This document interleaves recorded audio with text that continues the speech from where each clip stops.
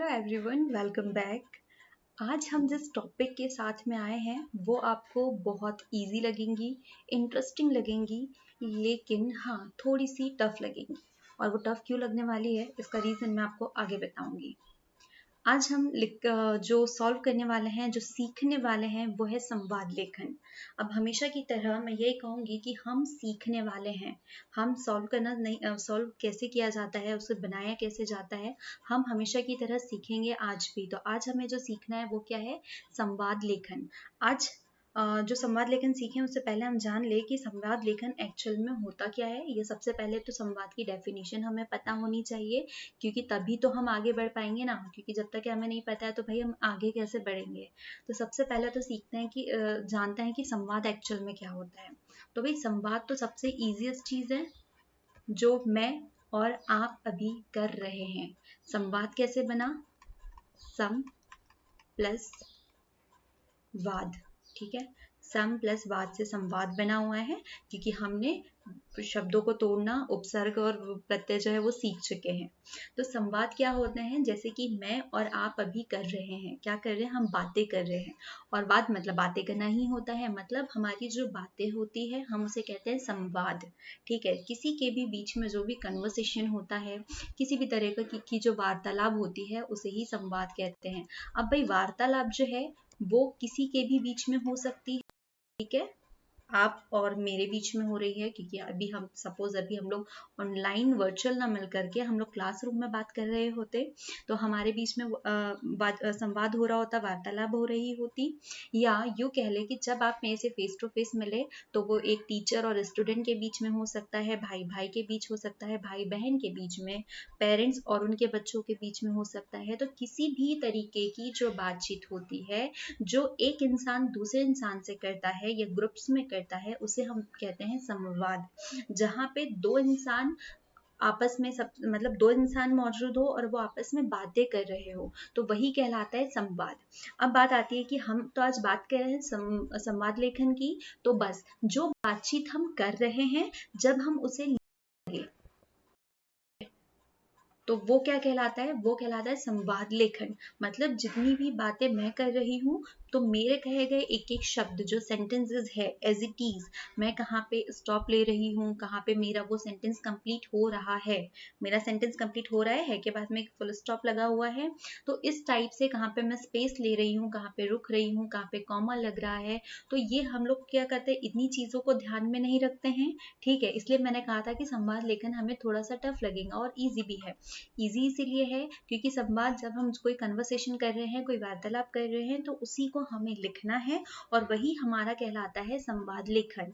मतलब जो भी हम बातें कर रहे हैं, मैंने जो भी लाइनें बोली है तो आप उसे टीचर करके वो लाइन शिक्षक करके डाल देंगे। ठीक है, कि मैंने जो भी लाइंस बोली है ये मेरी लाइंस है, मैंने आपसे जो भी शब्द बोले हैं, क्लियर, जो भी सेंटेंस बोले हैं। फिर जो सामने वाला जो रिप्लाई दे रहा है, क्योंकि हम दो लोग बात कर रहे हैं तो एक छात्र या छात्रा जो भी है, तो हम दोनों के बीच में तो भी चीज लिख दी। मतलब हूबहू वही चीज है जो कि हम दोनों के बीच में बातें हो रही है, हमें वही जो है ऑन पेपर लिखना है और यही कहलाता है हमारा संवाद लेखन। देखो दो तरीके के संवाद हो गए, एक जो कि हम आपस में कर रहे हैं, जो ऑडियबल है, जो हम बोल रहे हैं, ठीक है, ये रियलिटी है। और जब हम इसे वैसे ही लिख देते हैं तो ये कहलाता है हमारा संवाद लेखन। क्लियर? तो ये तो ईजी हो गया। ठीक है, जो फर्स्ट पॉइंट हमने कहा था कि भाई ये बहुत ईजी होता है, तो चलो ये तो क्लियर हो गया कि संवाद लेखन क्यों इजी है। क्यों? क्योंकि जो कन्वर्सेशन हुई है वही तो लिखनी है हमें। भाई अब टफ क्या है इसके अंदर, क्यों इसे टफ भी क्यों कहा है? तो चलो टफ वाली जो टर्मिनोलॉजी है उसे समझते हैं। क्या हुआ, मैं आपको समझा रही हूँ, ध्यान से सुनना, मैं आपको समझा रही हूँ कि संवाद लेखन कैसे करते हैं। ये क्वेश्चंस हुए, मतलब क्या है, मैं आपको समझा रही हूँ कि संवाद लेखन कैसे करते हैं। ध्यान से सुनना, मैंने जब की लिया समझा रही हूँ कि, तो वहां पे एक फुल स्टॉप लगा या तो फिर ठीक है हुआ, लेकिन मैंने वहां की यूज कर दिया तो कंटिन्यू मैं उसके आगे वो करूँगी कि संवाद लेखन कैसे करते हैं। और कैसे करते हैं तो उसके सामने एक क्वेश्चन है तो मैंने उसके साइड में एक क्वेश्चन मार्क लगाया।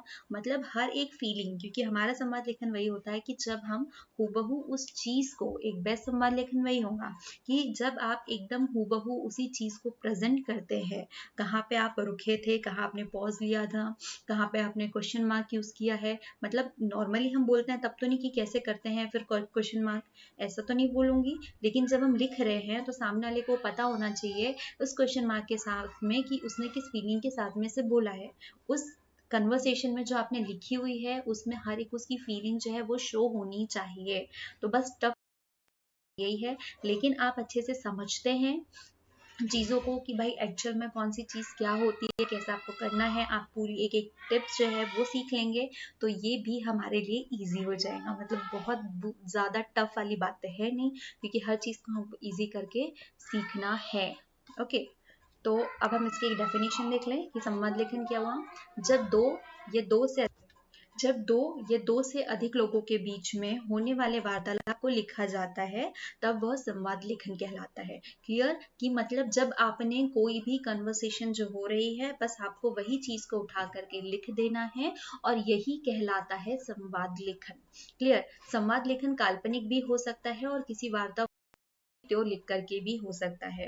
अब काल्पनिक कैसे? कि आप जो एक इमेजिनेशन कर रहे हो, ठीक है, जो आपके एग्जाम में आने वाला है संवाद लेखन, वो तो 100% काल्पनिक है, क्योंकि वहां पे आपको एक कंडीशन दे दी जाएंगी कि आपको, जैसे कि सपोज हम एक टीचर और एक स्टूडेंट को एग्जाम के ऊपर बातचीत करनी है, तो आपको वहां पे इमेजिनेशन करना है कि आप वो इमेजिनरी दुनिया में किस तरीके से अपने टीचर को लेकर से बात करेंगे, आप अपने एग्जाम को लेकर के, ठीक है, मतलब किस तरीके की बातचीत हो सकती है, कैसा आपका वार्तालाप हो सकता है, तो आप वो इमेजिनेशन करेंगे। सेकंड कंडीशन ये हो सकती है कि आपको सामने बैठा दिया और कह रहे हैं कि इन दोनों के बीच में जो बातें हो रही है भाई इसको तुमको लिखना है। कई बार होता है, मतलब वीडियोस रिकॉर्ड किए जाते हैं, तो एक तरीके का तो वो भी हो गया, क्योंकि हम उन दोनों की कन्वर्सेशन को रिकॉर्ड कर रहे हैं, हम उनको लिख लेते हैं, हम स्टोरीज में देखते हैं। क्लियर? तो आइए, लिख के भी हो सकता है कि कोई भी बात हो रही है तो आपको एज इट इज वैसे ही लिखो, और जो काल्पनिक तो वो इसी के ऊपर आधारित होता है। ठीक है, क्योंकि हम जब इमेजिनेशन करेंगे तो ऐसी कुछ भी नहीं करेंगे जो एक्चुअल में रियलिटी होती है। कहीं ना कहीं हम उससे कनेक्ट होकर के ही अपना कोई भी जो संवाद है, जो कन्वर्सेशन है, हम वो उसको वैसे ही बना करके लिखेंगे। ना कि ऐसा तो नहीं कि मतलब एक दूसरा ही वर्ड जो है, रील और रियल जो वर्ड है, ऐसे नहीं करेंगे। ठीक है, दो लोगों में हुई बातचीत को लिखना संवाद लेखन कहलाता है। वही चीज जो ऊपर वाली बात हुई थी कि आपका कोई भी संवाद है, आप उसी को लिख रहे हैं, तो ये आपका संवाद लेखन होता है। अब हमने जान लिया कि संवाद लेखन होता क्या है। अब संवाद लेखन कैसे अच्छा बनाना चाहिए, क्योंकि एग्जाम में तो ये पूछने वाले हैं। अगर आप स्टोरी राइटिंग करना चाहते हैं इन फ्यूचर, तो भी आपको पता होना चाहिए कि आप किस तरीके से चीज़ों को अच्छे से प्रस्तुत करें, उसकी क्या विशेषताएं होती है। तो अभी हम उसके ऊपर फोकस करेंगे कि एक अच्छा संवाद लेखन जो होता है वो कैसे लिखा जाता है। आप उसकी जो संवाद है उसकी क्या अच्छी विशेषता है, मतलब एक अच्छे संवाद लेखन की विशेषताएं क्या होनी चाहिए और उसे कैसे लिखा जाता है। तो चलिए सीखते हैं। सबसे पहले हम विशेषताओं के ऊपर बात कर लेते हैं। तो अभी मैंने आपसे कहा कि कोई भी जब आप हम संवाद जो है लिखते हैं, तो वो चीज़, क्योंकि हम उसको पढ़ने वाले हैं बाद में, ठीक है, और आप जब कोई चीज़ पढ़ेंगे, कोई स्टोरी पढ़ेंगे, तो उनमें दो लोगों की बातचीत हो रही है, तो हम वहाँ पे क्या चीज़ें देखेंगे कि कोई भी स्टोरी है और वहाँ पर वो बहुत अच्छे से प्रेजेंट की जाती है, लिखी हुई होती है, तो हम वहाँ पे जब उसको पढ़ते हैं तो हम उसको पूरे फील में लेकर के पढ़ते हैं कि भाई अच्छा राम ने ये कहा है, ठीक है, फिर उसके बाद में श्याम ने उसका ये रिप्लाई दिया है। तो वहाँ पे हमें नहीं पता है कि वो किस कंडीशन में बोल रहे हैं, किस फीलिंग के साथ बोल रहे हैं, लेकिन उसे इस तरीके से प्रस्तुत किया जाता है कि हम वहाँ पर, मतलब वो हमारे पास में पूरा वीडियो में नहीं चलते हुए भी हम उसको इमेजिन कर लेते हैं कि वो कैसे है, हम उसकी पूरी रियलिटी को अपने माइंड में उसकी पिक्चर बना लेते हैं। ठीक है, पूरा वीडियो बन जाता है हमारे माइंड में। तो एक अच्छे संवाद लेखन की विशेषता यही होनी चाहिए, ऐसा लगे कि वो बहुत अच्छे से उसको प्रेजेंट किया है, उसकी एक एक शब्दों से अर्थ निकले, उचित जगह पे उसका स्पेस दिया हुआ हो, उचित जगह पर उसका फुल स्टॉप लगा हो, कॉमा लगा हो, पूर्ण विराम, ठीक है, यहाँ पे सॉरी ये जहाँ पे क्वेश्चन मार्क लग रहा है वहां पे, तो सारी चीजें जो है, क्योंकि इन चिन्हों के जरिए भी हम उनके भाव को समझने में कहीं ना कहीं वो मदद करते हैं। मतलब आपका संवाद लेखन पूरी रियलिटी पेश कर रहा हो अच्छे से, ठीक है, ऐसा होना चाहिए। संवाद में प्रवाह, क्रम और तर्क सम्मत यही वाली बात हुई कि जो अभी हम लोगों ने बात की कि उसमें एक फ्लुएंसी होनी चाहिए, एक कंटिन्यूटी होनी चाहिए, ठीक है, उसमें मतलब वो एक लॉजिकली भी हो, वो सही हो, उसका एक अर्थ निकले, ऐसा नहीं कि कुछ भी उठा करके कि पहली लाइन में मैंने कह दिया और मतलब आप सब कैसे हैं, ठीक है, और आपने रिप्लाई दिया जो स्टूडेंट वाला था लाइन, उसमें आपने रिप्लाई दिया कि हम खाना खा रहे हैं। मैंने तो कहा भाई आप सब कैसे हैं, तो आप रिप्लाई कर रहे हो कि हम खाना खा रहे हो, तो ये कोई मीनिंगफुल कन्वर्सेशन नहीं हुआ, मतलब ये इरिटेटिंग वाला हो जाएगा। क्लियर। संवाद देश काल व्यक्ति और विषय के अनुसार लिखा हुआ। ऑब्वियसली जब आप कोई भी संवाद कर रहे हैं तो उसमें आपका टॉपिक है तो उससे रिलेटेड काल कैसे ले सकते हैं, अच्छा व्यक्ति जो भी है, दो लोगों के बीच में बात हो रही है तो वो उनसे रिलेटेड बातें होनी चाहिए, वो जिस टॉपिक पे बात कर रहे हो, ठीक है, एक्चुअल में जो भी टॉपिक चल रहा है तो उससे रिलेटेड होनी चाहिए, वहां पे उसकी थोड़ी बहुत इन्फॉर्मेशन मिलनी चाहिए, मतलब ऐसा ना हो कि मेन सब्जेक्ट को छोड़ के आप कहीं और भाग रहे हो। संवाद सरल भाषा में लिखा होना चाहिए, द मोस्ट इम्पॉर्टेंट पॉइंट, ठीक है, क्योंकि आपकी भाषा सरल होंगी तो सामने वाला समझने में उसको सरलता के साथ में समझेगा, ठीक है, क्योंकि वरना आपने बहुत अगर कोई शब्द है जो कि आप इजी वे में लिख सकते थे उसे समझाने के लिए, लेकिन आपने उसको एक बहुत ही टफ वर्ड जो है वहां पे यूज किया, ठीक है, जो वहां पे मैटर भी नहीं करता, जबकि आप वहां पे एक अच्छे शब्द लिख सकते थे जो कि सामने वाला समझने के लिए उसको मदद करे, लेकिन हमने क्या किया, हमने उसकी लैंग्वेज जो है बहुत ज्यादा टफ कर दी, तो सामने वाला नहीं समझ पाएगा, उसको पता ही नहीं चलेगा, तो संवाद उसको पिक्चराइज करना तो अलग हो गया, वो पहली बार समझ ही नहीं पाएगा, और हमारा जब हम लिखते हैं तो हमारा उद्देश्य क्या होना चाहिए कि उस इंसान के माइंड में पूरी फिल्म बन जानी चाहिए, ठीक है, जब भी कोई संवाद लेखन हो रहा हो तो वो जैसे जैसे पढ़ रहा है वैसे वैसे उसके अंदर वो स्टोरी जो है वो क्रिएट होनी चाहिए, वो कैरेक्टर्स क्रिएट होने चाहिए। क्लियर। फॉर एग्जाम्पल अगर कोई मूवी की स्क्रिप्ट वगैरह जाती है, स्क्रिप्ट किसी जब कोई राइटर लिखता है तो किसी भी हीरो या प्रोड्यूसर वगैरह के पास में जाती है, तो जब वो स्क्रिप्ट पढ़ते हैं तो वो इतने अच्छे से पढ़ते हैं कि वो आधी तो मूवी जो है वो प्रोड्यूस उसी टाइम कर लेते हैं कि उसको कैसे सीन्स होने चाहिए, क्या चीज़ें होनी चाहिए, तो इस टाइप की, ठीक है, कि वहाँ पे पूरी अच्छा रियलिटी बेस सामने वाले को समझाने में बहुत मदद करे वो। संवाद में जीवन की जितनी अधिक स्वाभाविकता होगी वह उतना ही अधिक सजीव, रोचक और मनोरंजक होगा। स्वाभाविकता से मतलब अब यहाँ पे हाँ मुझे थोड़ा सा का प्रॉब्लम होता है, संवाद में जीवन की जितनी अधिक स्वाभाविकता होंगी, अब स्वाभाविकता मतलब जो नेचुरलिटी होती है, ठीक है, वो उतना ज्यादा, क्योंकि जो रियल बेस होता है ना कि हम जो भी संवाद लिख रहे हैं तो उसमें थोड़ा रियल टच तो होना, रियल टच होना ही चाहिए, तभी वो हमें एकदम क्या रियल लगेगा, क्योंकि हमें रियल दिखाना है तो हमें उससे रियल कंटेंट जो है वो उसमें ऐड करने होंगे, वो नेचुरल होना चाहिए, वो सिंपल होना चाहिए, है ना। संवाद का आरंभ और अंत जो है वो रोचक हो, डेफिनेटली, क्योंकि जब भी आप कोई संवाद शुरू कर रहे हैं तो हम उसको कहीं से भी उठा के कहीं से भी खत्म नहीं कर सकते, क्योंकि हर एक चीज जो है वो प्रॉपर मांगता है, ठीक है, हम कोई वीडियो भी बनाते हैं तो वहां पे शुरुआत करते हैं, जैसे कि सपोज अभी हम हमारी बात कर ले, हम कोई वीडियो बनाते हैं तो हम किससे शुरू करते हैं, hello everyone, hello guys, whatever, ठीक है, हेलो गाइस से मुझे व्लॉगिंग याद आती है, ओके, ठीक है, और उसको जब एंड करते हैं तो एंड भी हम किसी ना किसी प्रॉपर इस पे जाके करते हैं कि ठीक है आज के लिए हमारा इतना सेशन था, हम उसको एंडिंग करते हैं हमारी कन्वर्सेशन को, हम नॉर्मली भी बात करते हैं किसी से भी तो हम बाय के साथ में करते हैं कि चलो ठीक है अब कल बात करते हैं, चलो कल मिलते हैं, अब आगे बाद में देखते हैं, एक्सेट्रा एक्सेट्रा। तो इस टाइप से एक अच्छी प्रॉपर स्टार्टिंग के साथ में एक अच्छी एंडिंग भी इम्पोर्टेंट है, जब भी आप अपना लेखन स्टार्ट कर रहे हैं तो वो प्रॉपर वे में स्टार्ट भी हो और उसी तरीके से अच्छे से वो खत्म भी होना चाहिए। देन आता है हमारे पास में, यदि संवादों के बीच में कोई चित्र बदलता है या किसी नए चित्र का आगमन होता है तो उसका वर्णन कोष्टक में करना चाहिए। ये थोड़ा एक्स्ट्रा लेवल में समझा रहे हैं क्योंकि कहीं ना कहीं आवश्यकता होती है।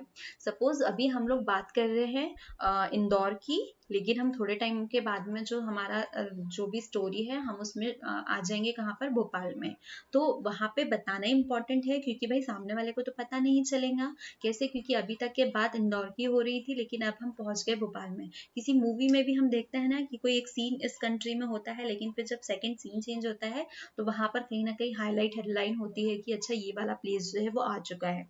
एमपी की बात हो रही है फिर यूपी जा रहा है तो यूपी जो है वहां पे एक हेडलाइन होती है, ठीक है, एक सीन के स्टार्ट होने के साथ में, तो आपको यही चीज वहां पे कोष्टक में मेंशन करनी है कि अभी आप एमपी में थे, फिर सेकंड वाला हो रहा है वो आपका यूपी का हो रहा है, तो यहाँ पे चीजें बताना है। अगर कोई कैरेक्टर आ भी रहा है, क्लियर, अगर कोई नया कैरेक्टर आ रहा है, सपोज अभी मेरे और आपके बीच में बातें चल रही है, लेकिन इतने ही बीच में कोई एक नया टीचर जो है वो एंट्री कर लेता है, या कोई एक नया स्टूडेंट जो है दूसरी क्लास का वो आ जाता है, तो वहां पे अब हम कैसे समझेंगे कि जो तीसरी लाइन है, जो सेंटेंस आ रहा है वो किसका हो, तो वहां पे हम उसको शो करेंगे कि भाई यहाँ पर एक नया कैरेक्टर जो है वो आ चुका है, जो भी उसका नाम होगा, या second teacher, maths teacher, English teacher, what ever.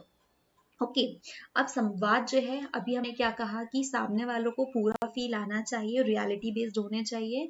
तो यहाँ पे जब बोल रहे हैं, अब जब हम रीड करेंगे तब हम उसके भाव तो नहीं समझ पाएंगे, लेकिन क्या होगा कि जब वहां पे हम पढ़ रहे होंगे तो वहां पे जो कॉमा लगा होगा, जो क्वेश्चन मार्क होगा, फुल स्टॉप होगा, जो भी चिन्ह लगे होंगे जो समझने के लिए होंगे, या कोई भी भाव व्यक्त करने वाले कोई भी शब्द होंगे, तो हम वहां पर उसको पढ़ने से हम समझ लेंगे, ओ ऐसे करके, ओहो ऐसे।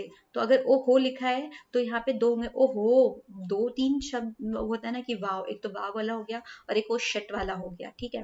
तो इसे एक्सप्लेन करने के लिए अब हम क्या करेंगे, वहां पे लिखेंगे निराशाजनक, ये एकदम उत्साहवर्धक टाइप से, ठीक है, हैप्पीनेस और सैड वाला मोमेंट। तो ऐसे हम उसको वहां पर मेंशन करेंगे कि भाई ये किस ऐसे जो शब्द है या कोई भी भाव है वो किस भाव से व्यक्त किए गए हैं, ठीक है, जो हमारे एक्सप्रेशन होते हैं, क्योंकि हम बोल रहे हैं तब बोलने के वक्त तो हमें कोई भी प्रॉब्लम नहीं होगा, कोई भी डाउट नहीं होगा, बट जब हम उसे लिखेंगे तो लिखने वालों को हमें अपनी सारी फीलिंग्स जो है वो डिलीवर करनी है, वो उसको समझानी है कि हमने किस थॉट के साथ में इसको, किस फीलिंग के साथ में कौन सी कन्वर्सेशन हो रही थी जो हम आपको बताना चाह रहे हैं। यदि संवाद बहुत लंबे चलते हैं और बीच में जगह बदलती है तो इसे दृश्य एक दो के साथ करके बांटना चाहिए। तो आप इसमें क्या आप प्लेस भी डाल सकते हैं कि अब ये प्लेस चेंज हो चुका है, या तो फिर आप ऐसे जंप भी कर सकते हैं कि सीन एक यहाँ फरमाया गया है और फिर सीन 2 जो है इन यूपी, ऐसे करके भी डाल सकते हैं। संवाद लेखन में के अंत में वार्ता पूरी हो जानी चाहिए। हाँ, ये तो होता है, ये अभी लास्ट वाली लाइन में एक्सप्लेन किया कि इसकी एक स्टार्टिंग होनी चाहिए प्रॉपर, उसकी शुरुआत हो और साथ में एक अंत भी हो, क्योंकि अगर आप उसका अंत नहीं करेंगे तो हमें क्या लगेगा, टू बी कंटिन्यू, वो कंटिन्यू है, आगे भी कंटिन्यू बनते रहेगा। तो ऐसा तो है नहीं, अभी हम यहाँ लिख रहे हैं तो हमें उसकी एक प्रॉपर एंडिंग करनी होगी, अगर वो एंड है तो। अगर कंटिन्यू है तो आप उससे कंटिन्यू कन्वर्सेशन जो है वो चालू रखेंगे, लेकिन अगर आप उसका अंत कर रहे हैं तो वो एक प्रॉपर अंत के वे में हो, कि आपने उसमें बकायदा इंडिकेट किया गया है कि भाई अच्छा आप यहाँ पे इसकी समाप्ति कर रहे हैं, अब आगे वाले पन्ने में कुछ भी नहीं लिखा है या आगे नहीं है, वो अधूरा नहीं लगना चाहिए, ठीक है। जैसे कि मैं आपको पढ़ा रही हूँ, मैं क्लास में एंटर हुई हूँ, मैंने ये टॉपिक स्टार्ट किया है, मैं आपको संवाद लेखन जो है वो पढ़ा रही हूँ, मैंने आपको विशेषताएं बता दी और सडन मैं यहीं पे रुक गई, मैं हट गई, मैंने आपको बात के लिए कुछ नहीं बताया कि मैं आगे आपको पढ़ाऊंगी नहीं पढ़ाऊंगी, बस विशेषताएं बता दी और दैट्स इट, खत्म, टाटा बाय बाय, वो वाली कंडीशन हो गई, तो ये अधूरा हो गया। आपके पास में पूरी इन्फॉर्मेशन नहीं है कि भाई आपका जो संवाद लेखन है वो कंप्लीट होगा नहीं होगा, इसकी और एग्जांपल्स आपको एक्सप्लेन कराए जाएंगे या नहीं, ये संवाद लेखन बस इतना ही था, ठीक है, ये कंडीशन होगी। तो बेस्ट है कि जब मैं अपना लेक्चर एंड करूँ तो मैं वहां पे ये करूँ कि भाई आज के लिए इतना है,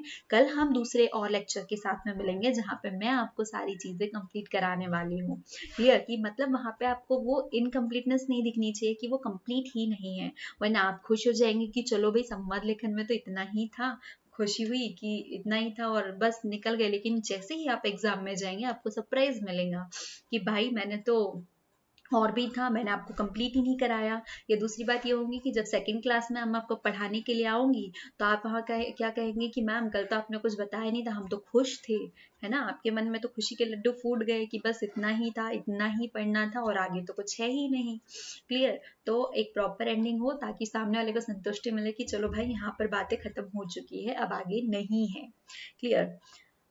चलो, अब आपको एक अच्छा संवाद लेखन लिखना है, तो अब आप उसके लिए क्या क्या पॉइंट जो है वो याद रखेंगे। आई थिंक अभी तक के आपको सारे पॉइंट जो है एक प्रॉपर संवाद लेखन लिखने के लिए जो विशेषताएं पढ़ी या डेफिनेशन पढ़ी वहां से तक के तो आपको क्लियर हो चुका होगा कि हमें क्या एक सही संवाद लेखन लिखने के लिए इंपॉर्टेंट चीजें है, लेकिन फिर भी हम इस पॉइंट में भी थोड़ी चीजें जो है वो क्लियर कर लेंगे।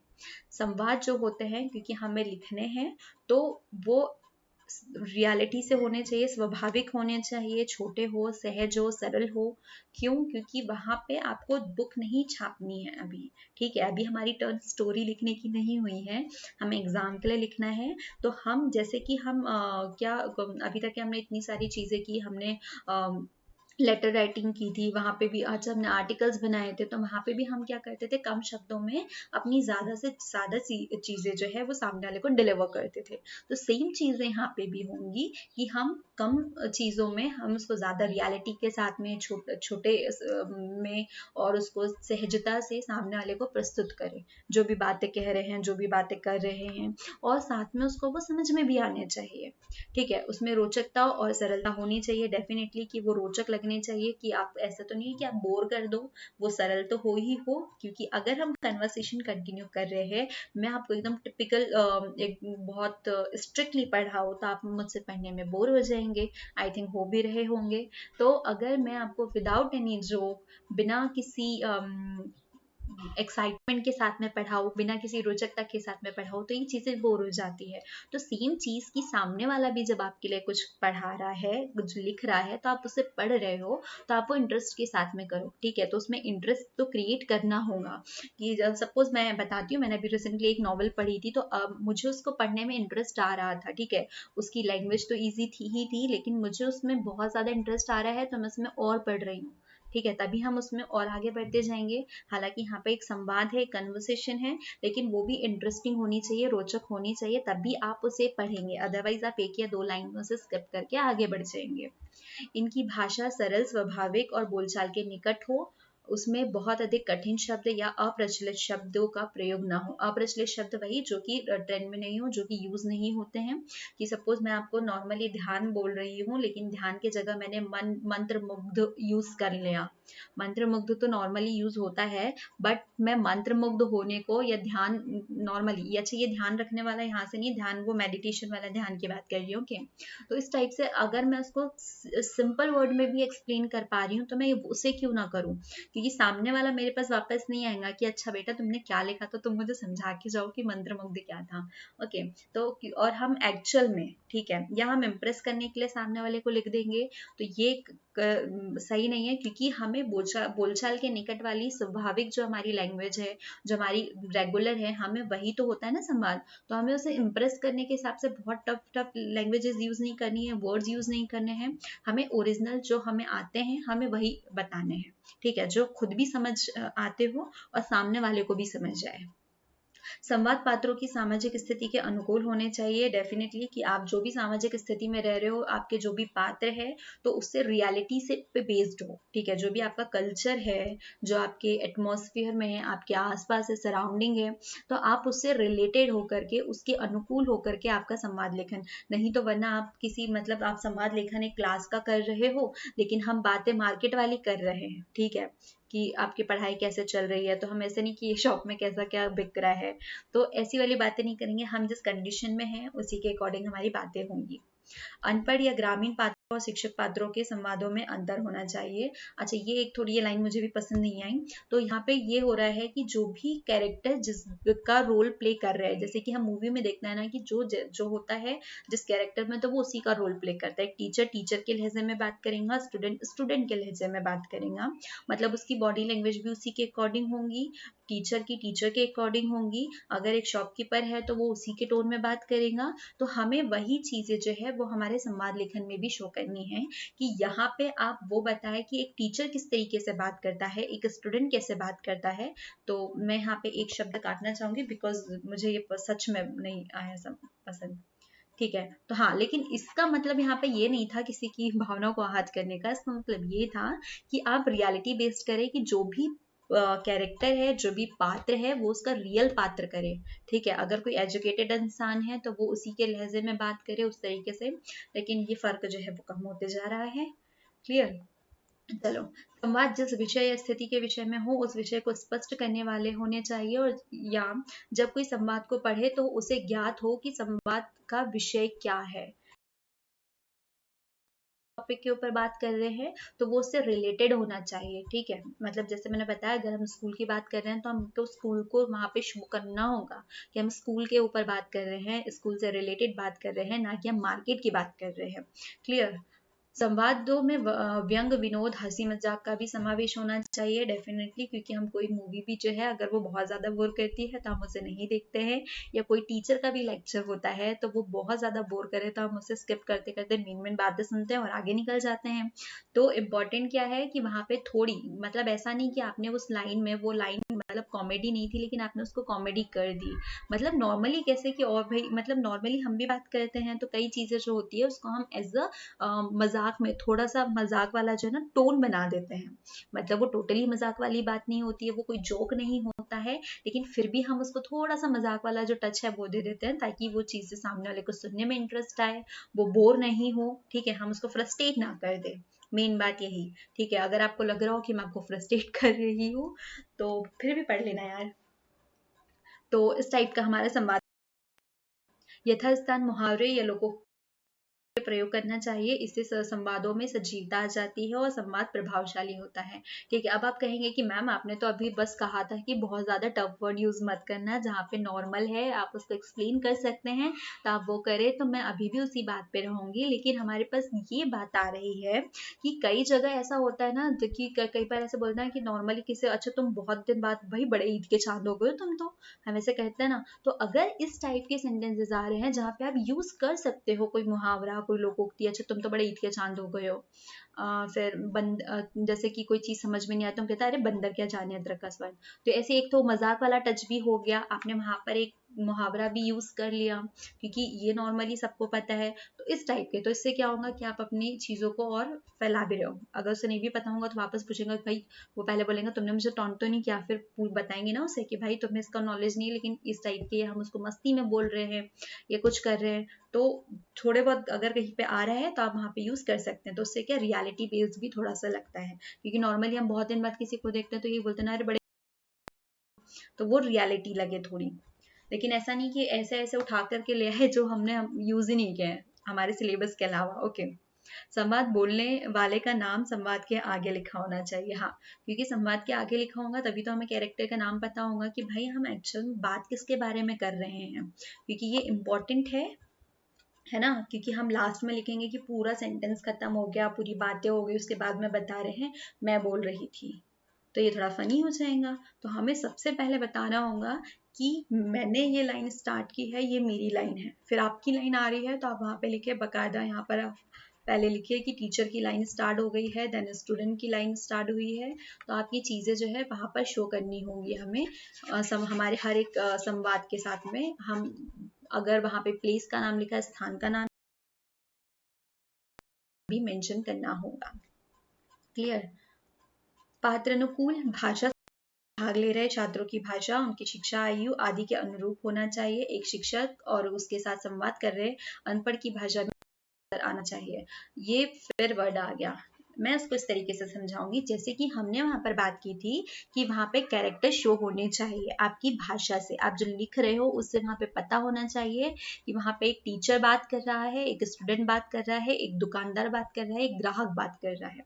मतलब जो भी आपकी कन्वर्सेशन हो रही है तो वहां से उस पात्र की पहचान झलकनी चाहिए, कि यह सब लिखने से नहीं होगा कि दुकानदार बोल रहा है, ग्राहक बोल रहा है, शिक्षक बोल रहा है, उसमें उसका समझ में भी आना चाहिए। ठीक है। जो भी कन्वर्सेशन हो रही है, माता पिता से बात कर रहे हैं, बच्चे बात कर रहे हैं, तो माता पिता थोड़े से छोटे से संबोधन करेंगे, और बड़े उन्हें, जो छोटे हैं वो बड़ों को थोड़े रिस्पेक्ट के साथ में संबोधित करेंगे। तो ऐसी हर एक चीज जो है वो कैरेक्टर जो है उनकी बातों से झलकना चाहिए कि इस कैरेक्टर से ये बातें निकलवाई जा रही है। मतलब उनका जो भी उनका व्यवसाय है, जो पेशा है, जो उनका कैरेक्टर है, एक्चुअल उनकी जो विशेषता है वो उनसे झलकनी चाहिए, यही मतलब हो रहा है। प्रभावशाली संवाद को बोलने के लिए देखो, संवाद को बोलने के लिए शैली प्रभावशाली होनी चाहिए। हाँ, क्योंकि आप जब सुनने वाले हैं तो उसके ऊपर एक अलग ही मतलब प्रभाव पड़ेगा, क्योंकि बहुत ज़्यादा अच्छी होंगी शैली, क्योंकि शैली मतलब जिस वे में आप बात कर रहे हो वो अच्छी हो तो सामने वाले के ऊपर इफेक्ट ज़्यादा अच्छा पड़ेगा। ठीक है, जितनी अच्छी प्रभावशाली आपकी शैली होंगी मतलब आप सामने वाले को इम्प्रेस कर रहे हो, सामने वाले को खुश कर रहे हो, ना कि उसे इरिटेट कर रहे हो, उसे इंटरेस्ट आना चाहिए। सेम बातें रिपीट कर रहे हैं हम। जटिलता से दूर, संवाद की भाषा में जटिलता नहीं होनी चाहिए। इसे